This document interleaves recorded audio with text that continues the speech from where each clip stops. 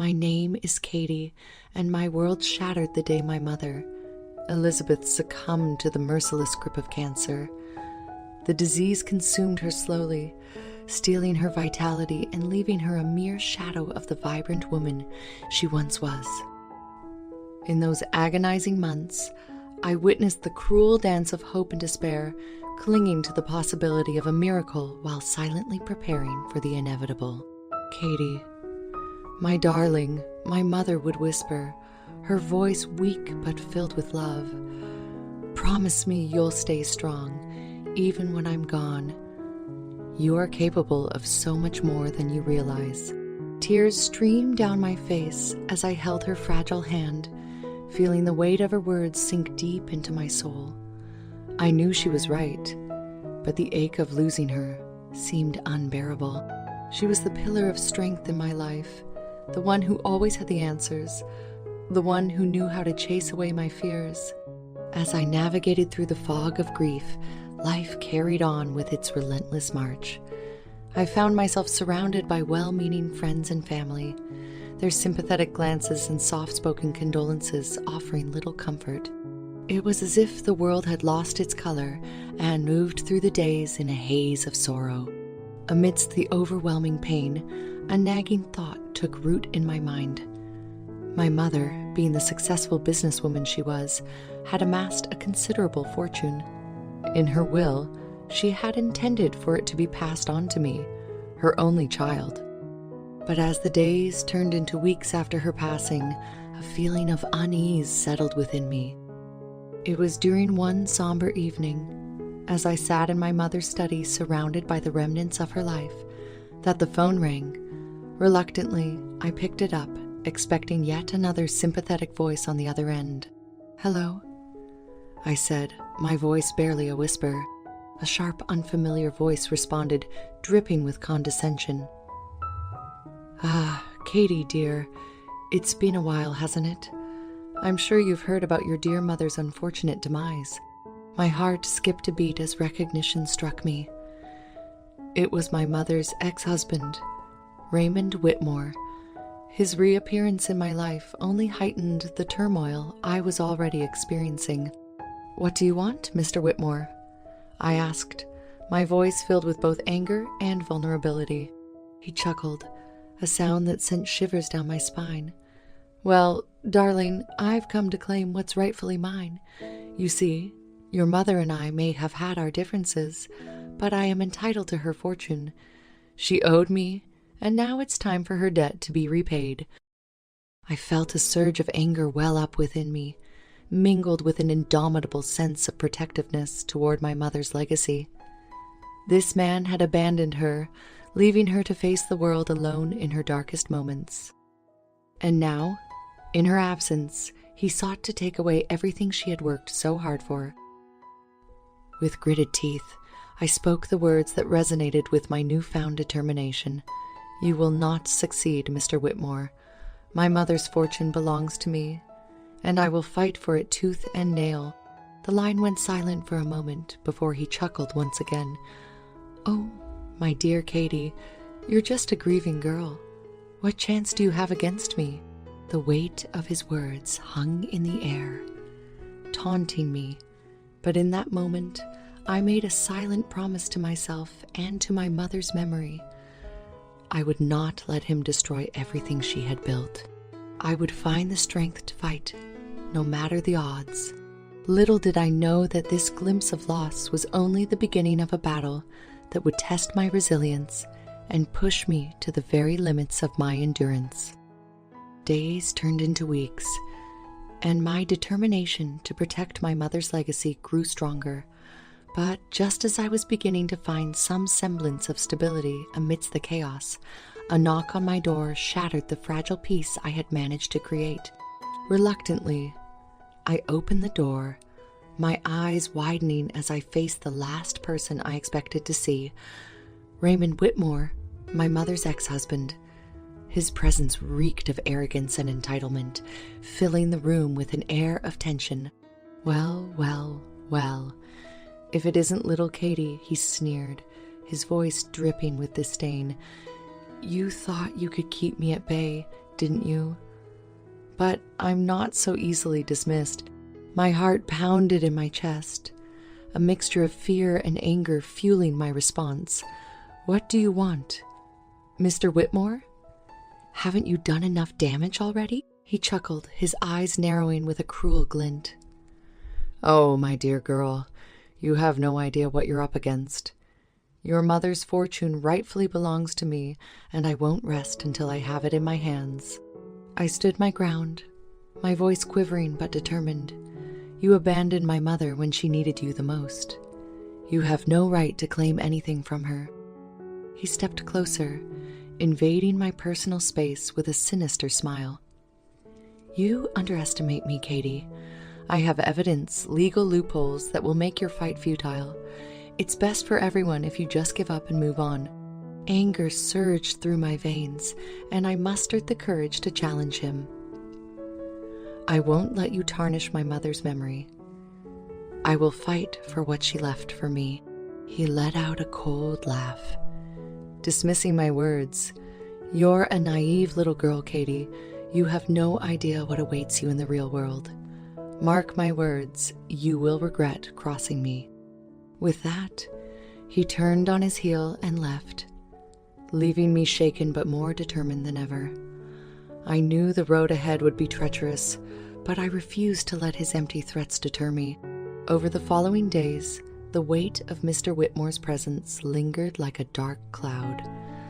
I received intimidating letters from his lawyers, each one designed to weaken my resolve and push me to give up my claim. Insults and belittlement were woven into every word, but I refused to be intimidated.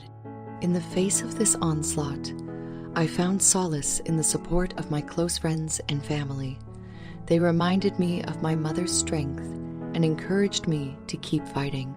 One evening, as I sat with my best friend, Emma, in a quiet corner of a cafe, she placed her hand on mine, offering unwavering support.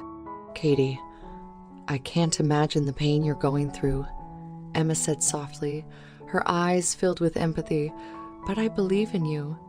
Your mother would be so proud of your determination. I nodded, tears welling in my eyes. Thank you, Emma. It's just so hard to face him, to face the memories of what he did to my mother. But I can't let him win. Emma squeezed my hand gently. You won't. Katie, we'll find a way to fight back, to expose his true intentions. You deserve justice, and we'll do whatever it takes to make sure you get it. Her words ignited a spark of hope within me, reminding me that I wasn't alone in this battle. Together, we would face the unwelcome visitor and prove that his greed and cruelty would not prevail. Little did I know that the path ahead would be filled with unexpected twists and turns, pushing me to my limits and testing the very essence of my strength. But I was prepared to face whatever challenges lay in wait, for the sake of my mother and the legacy she left behind. As the days turned into weeks, the battle against Raymond Whitmore intensified, and I found myself entrenched in a relentless struggle to protect my mother's fortune. It became a war not only against the man who sought to take it away, but also against my own inner demons that threatened to consume me. Whitmore's tactics grew increasingly ruthless, as if he reveled in the pain and suffering he inflicted upon me. He would corner me at social gatherings, his eyes gleaming with malice, and mockingly taunt me about my chances of winning. You're just a little girl playing at being an adult, he sneered, his voice dripping with derision. You have no idea what it takes to fight for what's rightfully yours. You'll crumble under the weight of your own ignorance. Each insult he hurled my way was like a dagger to my heart, reopening the wounds of my mother's loss. But I refused to let his words break me. Instead, they fueled a fire within me, igniting a fierce determination to prove him wrong. In the midst of this emotional turmoil, I sought solace in the unwavering support of my lawyer, Rebecca Hartman. She was a formidable woman, known for her tenacity and unyielding pursuit of justice. Together, we strategized and devised a plan to combat Whitmore's cunning moves. One evening, as we sat in Rebecca's office surrounded by piles of legal documents, she looked at me with unwavering determination in her eyes. "Katie, I won't sugarcoat it. This battle won't be easy," she said, her voice laced with steely resolve. "Whitmore is relentless, and he'll stop at nothing to get what he wants. But we have something he lacks: truth and righteousness." I nodded, feeling a glimmer of hope amidst the storm of uncertainty. "I trust you. Rebecca, I know you'll do everything in your power to help me win this." A rare smile crossed Rebecca's face. "That's the spirit. Katie, we'll expose his true intentions and dismantle his web of deceit. You deserve justice, and we won't rest until we achieve it." With Rebecca by my side, I faced the demons that threatened to consume me. I confronted my fears, reminding myself of my mother's unwavering love and the strength she instilled in me. She had faced her own battles, and it was time for me to carry on her legacy. The courtroom became the arena where truth clashed with deception, where justice hung in the balance. I watched as Rebecca stood before the judge, her voice resonating with unwavering conviction. "Your Honor, my client has been subjected to relentless manipulation and attempts to rob her of her rightful inheritance," she argued passionately. "We have evidence that proves Raymond Whitmore's true intentions, and we ask for justice to be served." As the trial progressed, the evidence we presented painted a damning picture of Whitmore's greed and deceit. His facade crumbled, and the truth was exposed for all to see. The courtroom seemed to hold its breath as the judge delivered the verdict. "In light of the evidence presented, I hereby rule in favor of the plaintiff, Katie, as the rightful heiress to her mother's fortune," the judge declared, his voice firm and resolute. Relief flooded through me, mingled with a profound sense of vindication. The battle against Whitmore was won, and justice had prevailed. I couldn't help but think of my mother, knowing that she would be proud of me for fighting with every fiber of my being. As I walked out of the courtroom, I felt a weight lifted from my shoulders. The demons that had haunted me were finally laid to rest, and a newfound sense of strength filled the void within. The victory wasn't just about the inheritance. It was about reclaiming my power and honoring my mother's memory. Little did I know that this triumph would mark the turning point in my journey, leading me toward a path of healing and self-discovery that awaited me in the chapters yet to be written. After the hard-fought victory in court, a sense of relief washed over me. Yet the weight of the battle still lingered, leaving me yearning for a sense of normalcy amidst the chaos that had consumed my life. It was during this period that an unexpected ally emerged, offering a glimmer of hope and a shoulder to lean on. One day, as I ventured into a local bookstore, seeking solace among the rows of books, I noticed a woman sitting at a corner table, engrossed in a novel. There was an air of kindness and warmth about her, something that drew me in. With a hesitant smile, I approached her.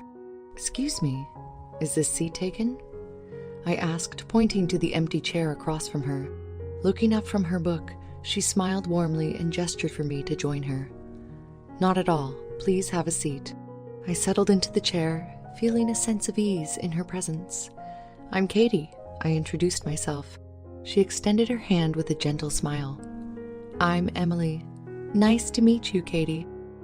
As the conversation flowed, I shared snippets of my recent struggles and the battle for my mother's inheritance.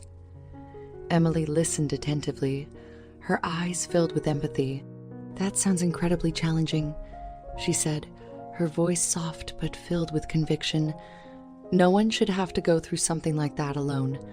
If you ever need someone to talk to or support you, know that I'm here." Her words resonated deeply within me, and for the first time since my mother's passing, I felt a glimmer of hope that there were still kind-hearted souls in the world. Emily seemed to understand the depths of my pain, offering a refuge from the storm that had become my life. In the following weeks, Emily and I forged a friendship that became an anchor in my turbulent journey. We would meet for coffee or take long walks in the park, engaging in conversations that spanned from lighthearted banter to the weightier matters of life and loss. One evening, as the sun began to set, casting a warm glow over the park, Emily turned to me, her eyes filled with genuine concern. "Katie, I can't help but admire your strength and resilience throughout all of this," she said. "But I worry about the toll it's taking on you. It's essential to take care of yourself amidst the chaos." I sighed, a mixture of gratitude and weariness coloring my voice. "It's been a roller coaster, that's for sure. But having you as a friend has made a world of difference. Your support has given me the strength to keep going." Emily reached out and placed a comforting hand on mine. "You're not alone in this, Katie. Together, we'll navigate the challenges that lie ahead. You deserve happiness and peace, and we'll find a way to reclaim them." Her unwavering support touched me deeply, reminding me that I didn't have to carry the weight of the world on my shoulders alone. With Emily by my side, I felt empowered to continue the journey, to heal from the wounds of loss, and to embrace the possibilities that lay ahead. Little did I know that our friendship would become a lifeline, guiding me towards a path of self-discovery, where healing and growth intertwined, paving the way for a future that held not only justice for my mother's legacy, but also a newfound strength within myself. The final chapter of my tumultuous journey was a culmination of resilience, unwavering determination, and the unwavering support of those who believed in me. It was a chapter where justice would prevail, and I would finally reclaim what was rightfully mine.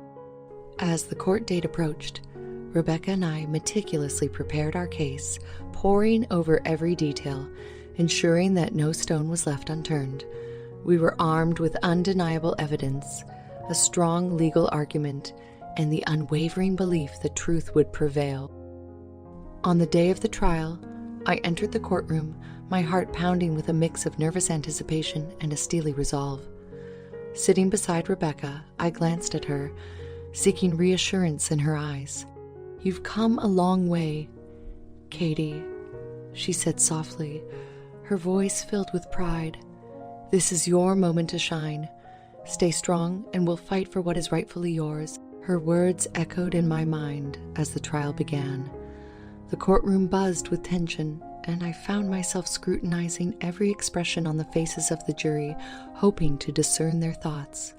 Rebecca stood before the judge, her voice resonating with unwavering confidence as she presented our case, dismantling Raymond Whitmore's claims with precision. The courtroom listened intently, the atmosphere charged with anticipation. As the trial progressed, witnesses were called, testimonies were shared, and the truth unfolded like a compelling narrative. The web of lies spun by Whitmore slowly unraveled, revealing his true intentions and the depths of his deceit. Rebecca approached the witness stand, a key witness by her side.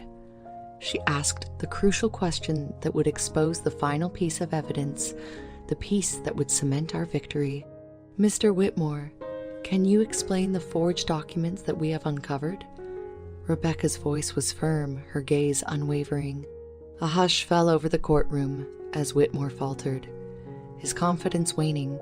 The truth had finally caught up to him, and there was nowhere to hide.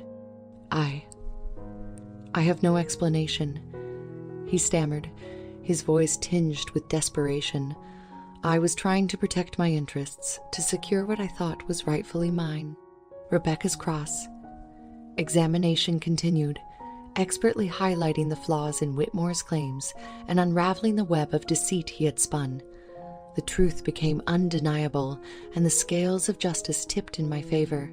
The moment of triumph came when the judge rendered the final verdict, her voice filled with authority and conviction.